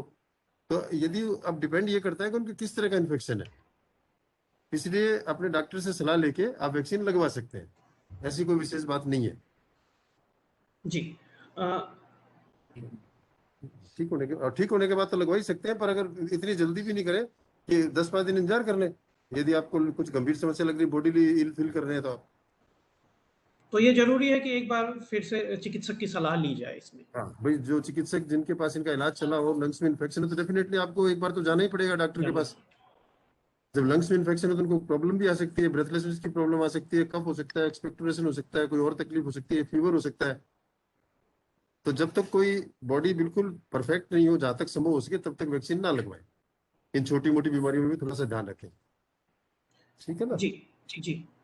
तो एक सवाल ये है कि 15 दिन पहले एक बार फीवर आया और फिर उन्होंने उसके लिए कुछ मेडिसिन ली, प्रिकॉशन ली, और जब टेस्ट करवाया तो रिपोर्ट नेगेटिव आई। तो क्या अब वो टीका लगवा सकते हैं? बिल्कुल लगवा सकते हैं सर। जब 15 दिन पहले बुखार आया था, अब उनको कोई बुखार नहीं है, कोई तकलीफ नहीं है और रिपोर्ट नेगेटिव है, तो ही कैन बी वैक्सीनेटेड। जी, ओके। अच्छा सर, एक सवाल कई लोगों ने पूछा है कि 18 से 44 आयु वर्ग के लोगों को अभी वैक्सीन लगवाने में समस्या जो आ रही है, तो इस पे आपका क्या कहना है, और क्या ये संभावना है कि निकट भविष्य में ये समस्या दूर हो जाएगी? देखो सर, ये जो सवाल है ये हमारे से रिलेटेड कम और एडमिनिस्ट्रेशन से रिलेटेड ज्यादा है ना?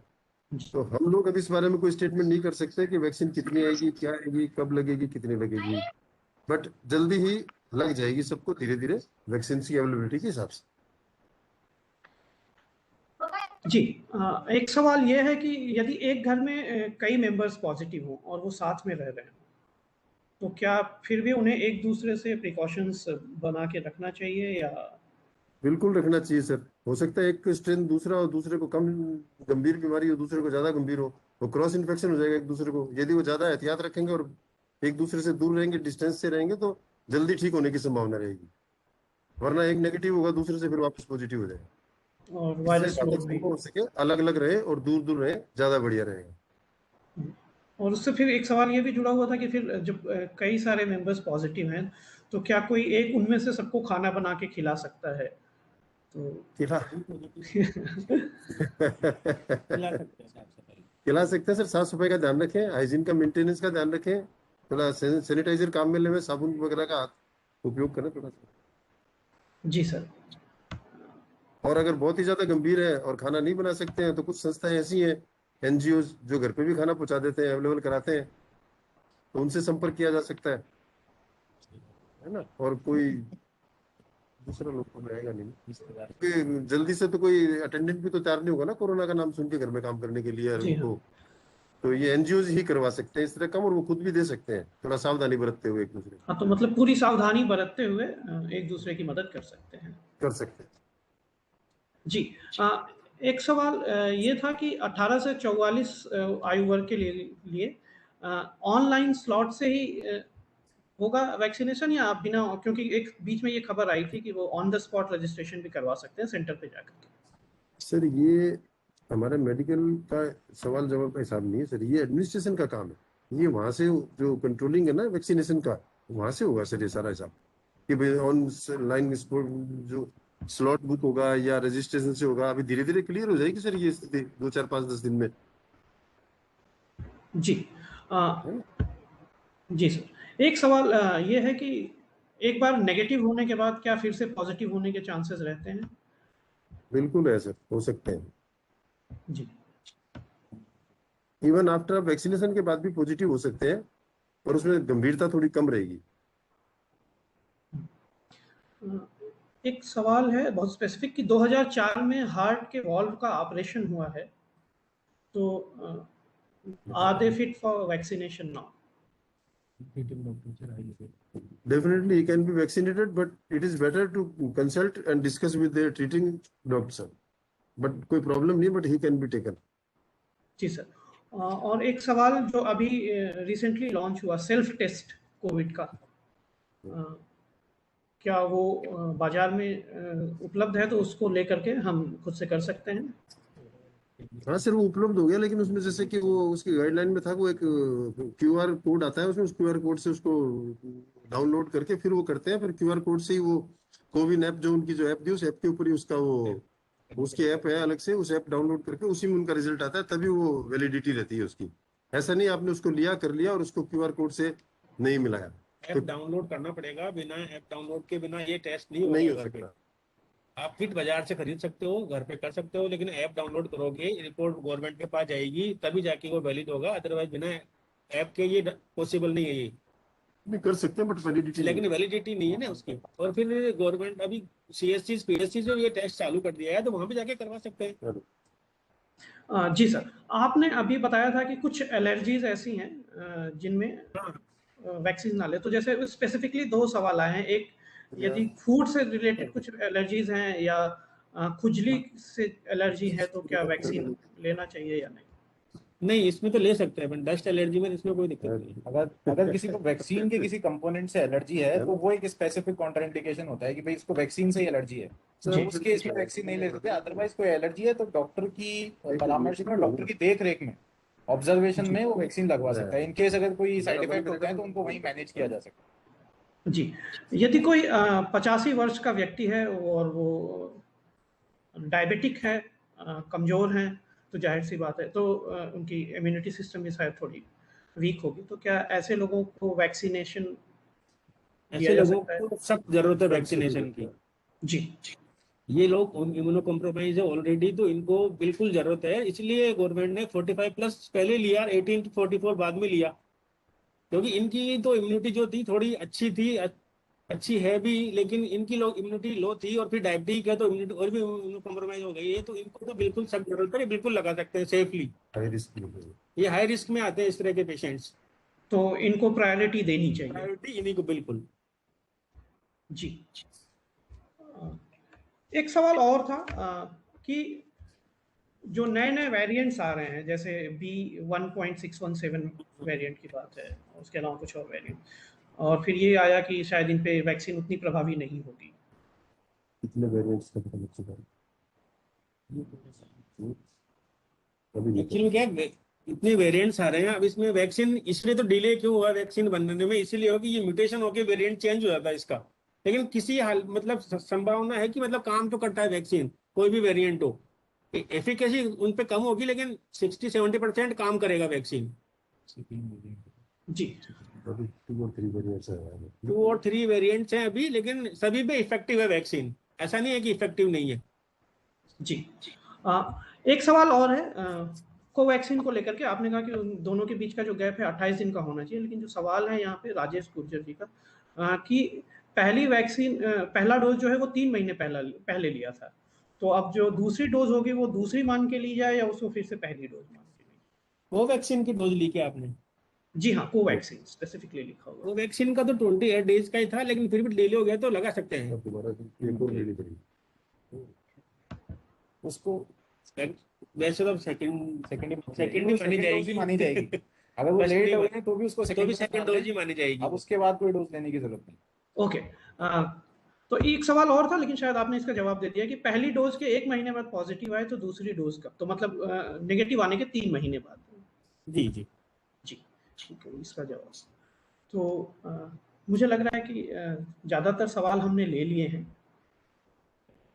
आपने बहुत स्पष्ट रूप से उनका जवाब भी हमें दे दिया है। तो मुझे लग रहा है कि बहुत सारी कन्फ्यूजन्स जो थी हमारे मन में, हमारे शिक्षक साथियों के मन में, उनको हम आज दूर कर पाए हैं, और ये हमें अपने काम में और जो आगे का काम है हमारा लोगों के साथ अवेयरनेस का, उनको जागरूक करने का, उनको वैक्सीनेशन के लिए ले जाने का, उसमें भी उनके सवालों को जवाब देने में हम अब ज़्यादा तत्पर होंगे, ज़्यादा स्पष्ट रूप से जवाब दे पाएंगे। तो यदि कोई अंतिम बात, कोई और सुझाव आप अपनी तरफ से देना चाहें, क्योंकि बहुत जाहिर सी बात है कि पहली लहर के बाद दूसरी लहर में जिस तरह से सरकार, विभाग और प्रशासन अपना काम कर रहा है और तीसरी लहर की तैयारी कर रहा है, उसके बाद हमारी भी एक नागरिक के तौर पे जो जिम्मेदारियां हैं उसके बारे में यदि आप कुछ कहना चाहें कि हम भी अपने को कैसे तैयार करें उसके बारे में।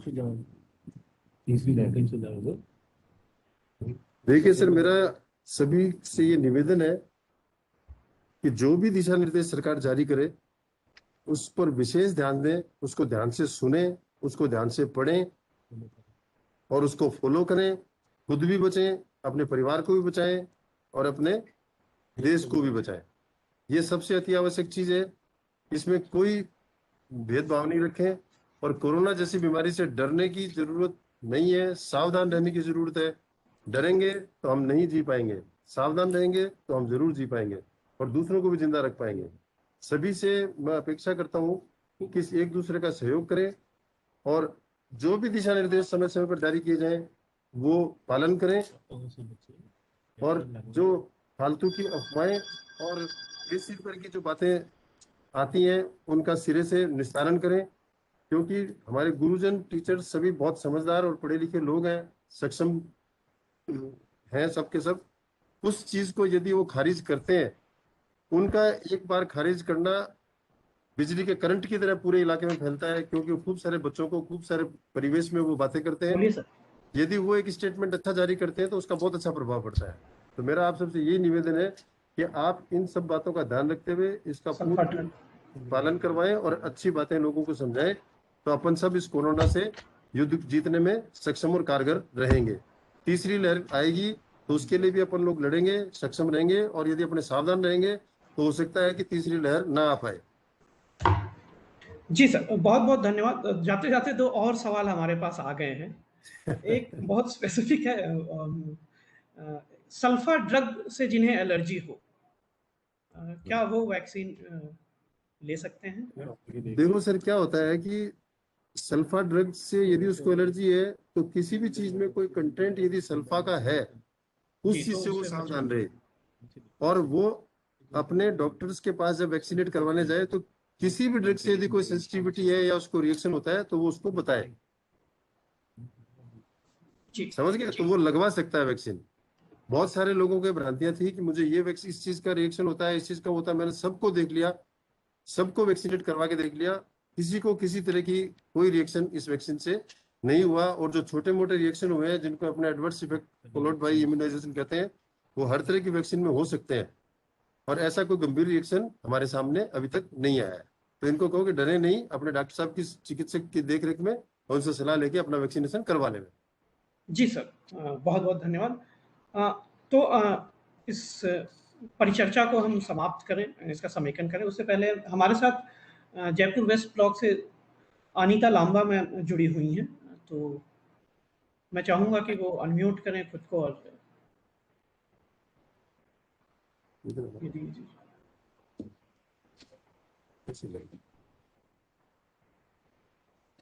अनीता लांबा मैम, यदि आप सुन पा रही हैं और स्वयं को अनम्यूट कर पा रही हैं।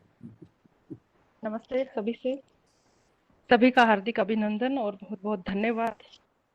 आपके द्वारा जो जानकारियां दी गई, जो बातें बताई गई, वो उम्मीद करती हूँ कि ये आज की जो कार्यशाला है ये सफल होगी और हम जब स्कूलों से जुड़ेंगे हमारे टीचर्स साथी, तो बच्चों को, और अभी भी सिटी में बहुत सारे जागरूकता कार्यक्रम चल रहे हैं, उस दौरान ये बातें वो बता सकेंगे।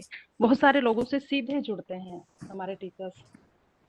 हमारे 4 ब्लॉक है सिटी के, जहाँ पे लगभग 1000 लोगों को लगाया हुआ है जागरूकता के लिए, तो इसमें ये महत्वपूर्ण साबित होगा।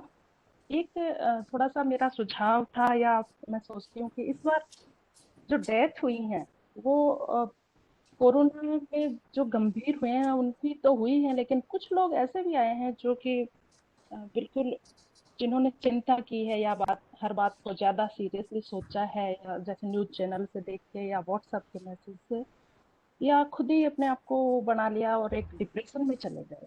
और उस डिप्रेशन से ये सुनने में आया है कि डिप्रेशन की वजह से उनकी सुधार होते हुए भी वो डेथ की तरफ चले गए।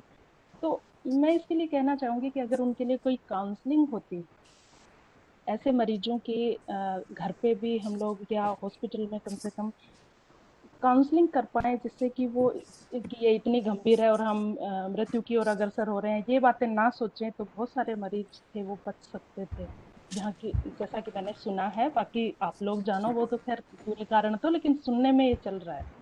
तो इस तरह हमारा एक ये पार्ट भी होना चाहिए दवाइयों के साथ साथ कि हम काउंसलिंग करें उनकी, मरीजों की, बहुत सारे लोगों को हम बचा पाए।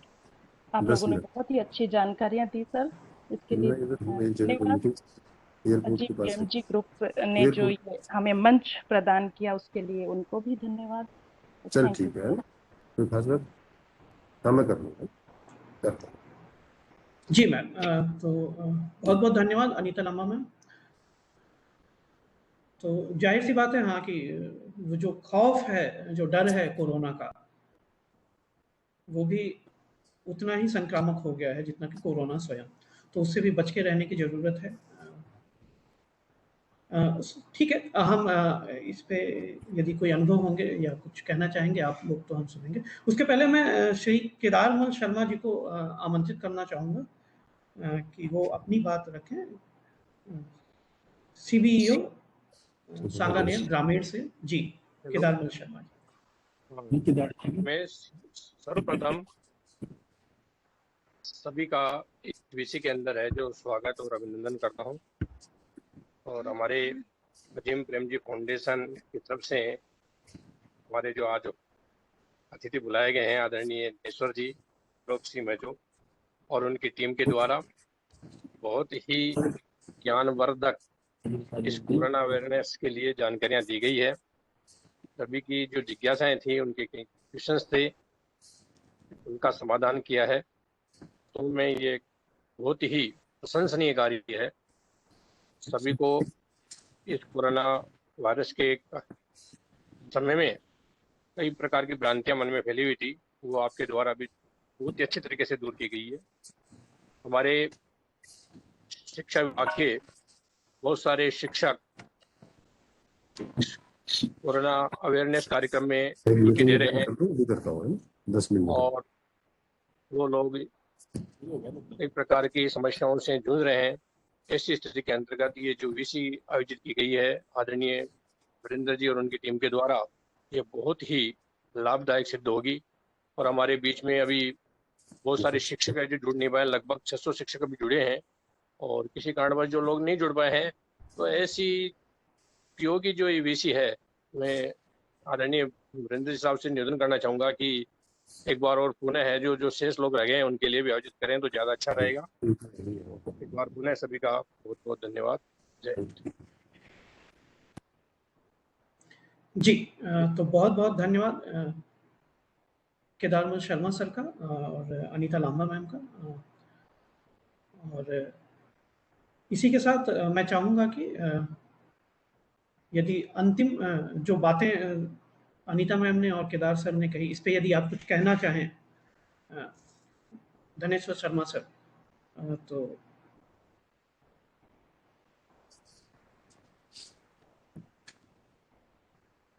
शर्मा जी और लामा मैडम दोनों को मेरा नमस्कार।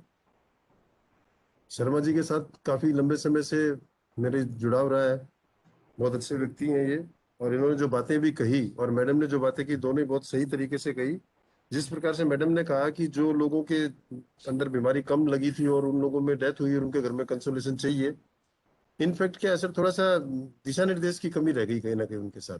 उनको क्या, यदि ये पता होता पहले से कि ये लक्षण कोरोना के हैं और ये इस तरह से ये डिजीज फैल रही है और ये इस तरह से हो रहा है, और वो अवेयर होते, तो हो सकता है उनके साथ इस तरह की विडंबना और इस तरह की परेशानी नहीं पैदा होती। क्योंकि लेट डायग्नोसिस और लेट ट्रीटमेंट, ये जो एक बहुत बड़ा कारण है जिसमें मृत्यु दर बढ़ जाती है।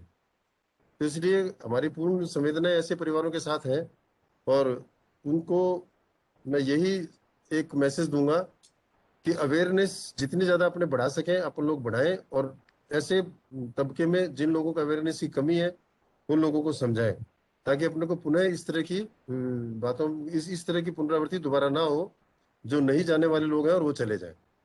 तो ये मैं मैडम से कहना चाहूंगा कि इस तरह की भावनाएं जो लोगों के बीच में रहती हैं कि मेरे को कुछ नहीं है, मैं तो बहुत जवान हूँ, मैं मजबूत हूँ, इस तरह की बातें इस तरह के आउटकम लेके आती है।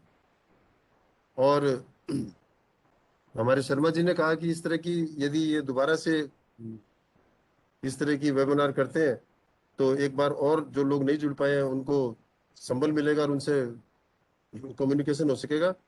तो जब भी हमें आप आदेश कर देंगे, हमारे ये एनजीओ अजीम जी सर के ग्रुप से और आप सबके सादर जो भाव से हम जरूर उपस्थित होंगे। हम 24 आवर्स आपकी सेवा में उपलब्ध हैं, और कोरोना के अलावा भी यदि कोई किसी भी काम में, किसी भी हेल्प में हमारी कोई जरूरत पड़ती है तो हम लोग आपकी सेवा में तत्पर हो, हर वक्त तैयार है।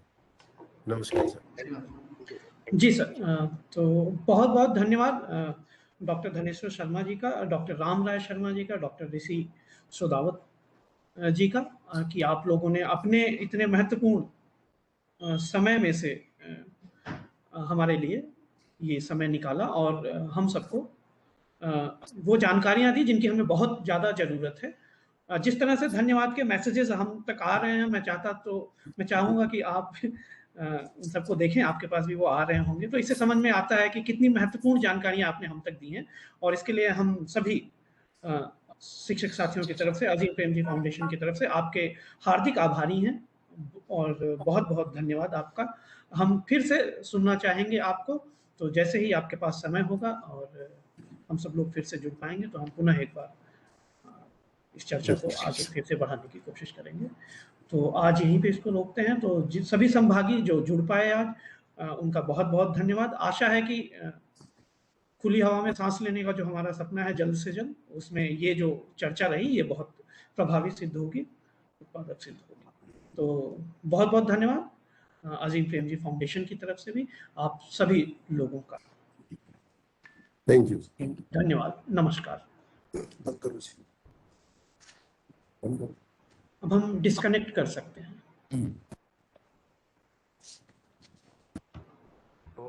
मूवीज तो लिख सकते हैं, मूवी